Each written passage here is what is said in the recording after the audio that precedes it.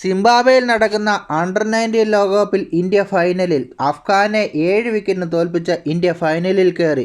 Toss നേടി ആദ്യം bat ചെയ്ത അഫ്ഗാൻ നിശ്ചിത 50 ഓവറിൽ 4 വിക്കറ്റ് നഷ്ടത്തിൽ 310 റൺസാണ് അടിച്ചത്. മറുപടി ബാറ്റിംഗിൽ 41.1 ഓവറിൽ ഇന്ത്യ 3 വിക്കറ്റ് മാത്രം നഷ്ടപ്പെടുത്തി വിജയലക്ഷ്യം കാണുകയായിരുന്നു.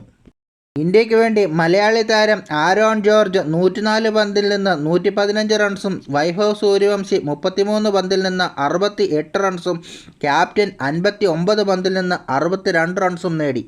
അഫ്ഗാന് വേണ്ടി ഫൈസൽ ഖാൻ 93 പന്തിൽ 110 റൺസും നിസാരി 86 പന്തിൽ 101 റൺസും നേടി. സാമാന്യം തരക്കേടില്ലാത്ത സ്കോറായ 310-നെതിരെ ഇന്ത്യ അനായാസമാണ് ബാറ്റ് ചെയ്തത്. ഇന്ത്യയ്ക്ക് വേണ്ടി വിസ്ഫോടന ബാറ്റിംഗാണ് സൂര്യവംശി പവർ പ്ലേയിൽ നടത്തിയത്. 9 ഓവറിൽ 90 റൺസ് അടിച്ച ശേഷമാണ് ഇന്ത്യയുടെ ഓപ്പണിംഗ് വിക്കറ്റ് തകർന്നത്.